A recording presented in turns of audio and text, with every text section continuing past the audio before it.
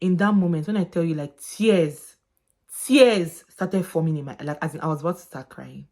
I was like, what is all this? Like, what is going on, everyone? And welcome back to my channel.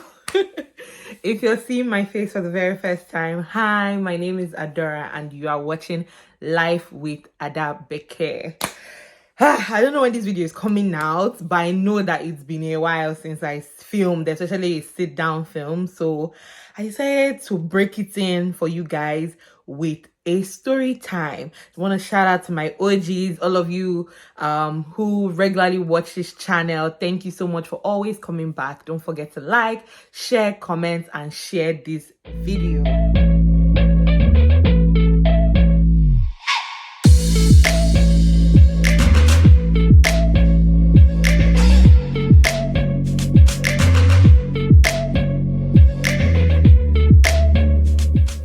So you might be like, where has she been? Where has she been? Hey God, you guys, I was on my internal medicine rotation. It has officially ended and we had our shelves, you know, and now we have kind of like this week, a transition week before I start surgery. So I decided to come here and tell you guys, not specifically just about my IM rotation. I will do another video that's, you know, explaining the IM rotation in detail, just like I did with the primary care rotation. But this video, I had to do one dedicated specially for the ICU, you guys, because I saw something in that ICU. I saw Shege in the ICU, and I said I have to come and tell you guys what I saw there. So when I finished my, like, okay, let me go back. So the way our internal medicine or our medicine rotation works is that the entire rotation in its entirety is 12 weeks long, right? 4 weeks is primary care or outpatients, which you guys know I started with my 4 weeks of primary care. And then the remaining 8 weeks, out of those 8 weeks, you do 1 week of ICU, 3 weeks of any consultant, you know, any consulting service you want to do, and then 4 weeks of general medicine. And these 8 weeks, like, everybody has a different schedule of what they are doing, but essentially at the end of the 8 weeks, all of us would have done the same thing. But me, I don't know the kind of bad luck I went to go and collect. I started my first week of medicine, internal medicine, now that's the inpatient service. I started it in the ICU. So I went from outpatient, primary care, and my first week in the hospital ever was in the ICU. It was a disaster. It was a bad idea. It was terrible. It was ridiculous, to say the least. I don't recommend that as a way to enter into the hospital at all. And here, so that very first day, like this bright Monday morning, you know, I get there before 7 o'clock. First of all, this is my first day in the hospital at all. So I'm just trying to, you know, like in any other place, trying to find where the team is, where I'm supposed to be. And the ICU is very scary. Like, it has a very daunting, like, vibe. So I'm just like, where am I even supposed to be? Eventually, I find the other medical students who I know that I'm on the service with. So I'm like, okay, thank God I find her. And, you know, I know that I'm in the right place. So one of the residents, one of the interns, so like a first year resident, he's like, oh, what's your name? Blah, blah. My name is Adora. And he's like, okay, you know what? I don't really have like any good teaching patients, but here is a patient I have, you know. And, you know, he kind of puts me through a little bit and he's like, okay, go ahead and chat review, and when you're done, just come and meet me and then we can discuss the case before round starts. And in the ICU, at least the attending that we had, round starts at 8:30, so I had like about an hour and a half or so, you know, to at least like chat review, figure out what was going on and everything. The residents were very nice to us, like the senior resident, the intern, they were so nice. So like, you know, I look up everything, even give us like the templates for how to present in the ICU, just like really, you know, holding our hands and making sure that we understand what is going on. Voila. I presented to the intern, you know, like what I was going to say, you know, he gave me corrections, I corrected them, you know, bam, our attending shows up. Okay, time for rounds to start. My patient that I had was the second patient that we were rounding on. So we see the first patient, everything. Bro, as I start presenting my patient, he starts desaturating.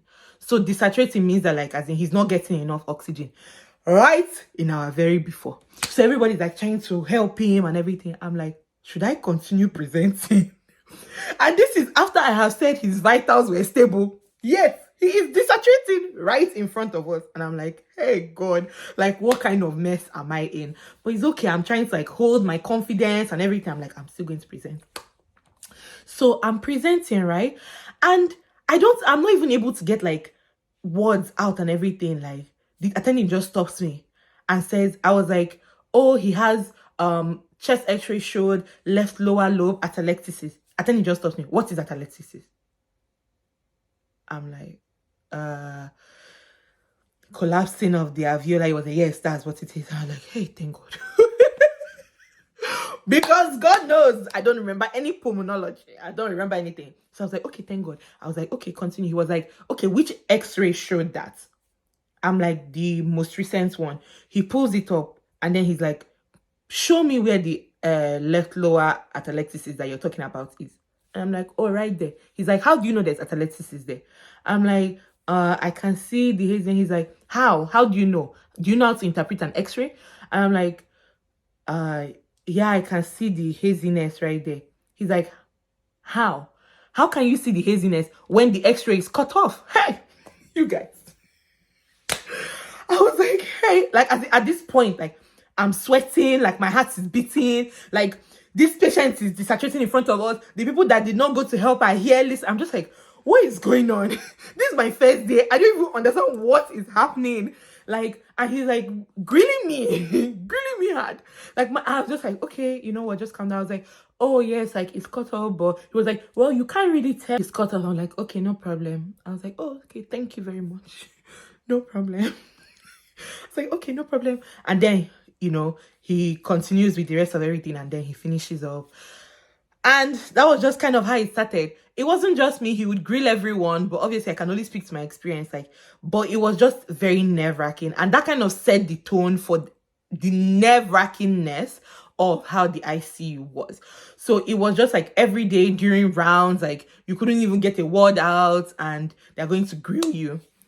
So, you know, I was just like, I felt like, you know, every day I'll just try and prepare for as many questions as possible that I can, you know, and this was my first week. So I don't even know what the expectations are. It's just like, okay, whatever they're saying, like, I'm just going to try and match whatever is going on here. That Monday came and went, Tuesday, and I think in the ICU, right, the rounds are very long. Like I said, we start at 8:30 and we are rounding till sometimes past noon, and that was like, and this is just 10 patients. Like, it's very like exhausting. Like, sometimes my legs would get like swollen, like that during like our lunch break I would have to put my legs up because like it's not even like you're walking around, you're just standing in one place, and like my my feet is just getting swollen, like it's just getting swollen because you're just standing at akimbo in one day of my life in the ICU. So, like, this was just the pace. At least the residents were helping us, the interns were helping us, but this particular on Thursday of that week, right, I still had the same patient. I'd been following him, so it wasn't too hard presenting him. I kind of understood what was going on. I had presented him during morning rounds, and I had been pimped about, acidosis and, metabolic whatever. It was like, okay, no problem, regular pimping. During afternoon rounds, so we normally had afternoon rounds around 3 o'clock.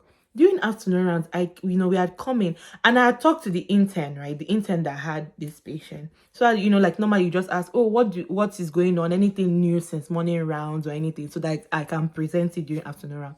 And the intern had told me that, oh, the patient was on events and we had trialed him like off events. That's the simplest way to put it. Essentially, like, we had tried to allow him to breathe on his own. And he had been able to tolerate it for about an hour and a half, which was good. He had been able to tolerate breathing on his own for an hour and a half. So okay, they reported that to me, and I was going to report it to the attending. They had also gotten something called a BiPAP machine from respiratory therapist. The intern told me respiratory therapist has gotten the BiPAP machine. I was like, okay, no problem. So I'm presenting to the attending, and I say since morning rounds he was able to get he was trialed breathing trial, and he was able to do it for an hour and a half. The attending now looks at me and says, what did he look like before you guys put him off? I was like, ha. First of all, I was not there. Like, excuse me, I'm a student. I was at lunch. Like, is it me that off this thing? Like, I was not there. I was like, oh well, I wasn't. So he said, so what was the indication for you guys to stop the breathing trial? I was like, because the respiratory therapist stopped it. Like, it wasn't me, it wasn't the intern. Like, who am I? I'm a lowly med student. So he was like, okay. Then I continue. I'm like, oh, and respiratory therapy has the BiPAP machine. He's like, where's the BiPAP machine? Take notes. Till today, I don't know what a BiPAP machine looks like. Oh, actually, that's not true. I saw it once. Eventually, later down the line, 6 weeks later. I don't know what a BiPAP machine looks like. If the BiPAP machine is with us in this room right now, best believe I don't even know what that is. So he's like, where's the BiPAP machine? I'm like, oh, I was told that respiratory therapy has brought it. He's like, I don't see it here. I'm like, oh, maybe it might be respiratory. He just stops me and goes down. Then he comes back. He's like, well, don't report on something that you are not sure about. There's no BiPAP machine here, and you're telling me that there's a BiPAP machine here. I say, you guys, in that moment, when I tell you, like, tears started forming in my, like, as in I was about to start crying. I was like, what is all this? Like, what is going on here? Like, we are med students. Like, I don't know what it, like, as in, why are you like ripping me to shreds over like something that, as the intern, for crying out loud, I don't know. Like, I literally, like, it takes everything for me to like just hold my tears. I'm like, why are you like, he's not shouting, he actually has like a calm voice, but like, why are you being so stern to me when I don't know? This is literally my first week in the hospital ever. Like, there are things I've never even seen before. Like, why are you being so mean? That one sharp passes. Like, I just hold myself together, put it together, like just try and like breathe through everything. And I'm just like, it is what it is, whatever.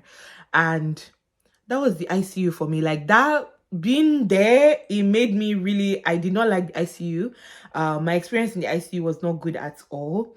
And even if like there was a alternate reality where maybe I would have considered internal medicine at all, the fact that you have to do ICU rotations and just my experience, like, maybe if I was in ICU with a different attendant, maybe I would have had like a different outlook towards the ICU. But it's just not for me. I didn't like such a tense environment. And I didn't feel like I was prepared, like prepared to go into such a tense environment, or I was like properly nurtured with how everything was. Like, it just felt like, and it was just not a good learning environment for me. And that was it. Like, so that's my ICU story time. Or that's how they ripped me to shreds. Like tears. I won't cry. Like, I wanted to cry that whole week. Like, but every day I'll just get home and be like, how many days left? I count down to the end of the ICU. That was it for me. If you're a med student and you've been in the ICU, did you like it? What was it like for you? Let me know in the comments. If you're someone who, is interested in ICU, why? Like, if this story touched you, or you've had a similar experience, like in a work environment or anything like that, let me know in the comments. Please don't forget to like, share this video, comment, and all that good stuff. And I'll see you in my next one, okay? Bye. Mwah.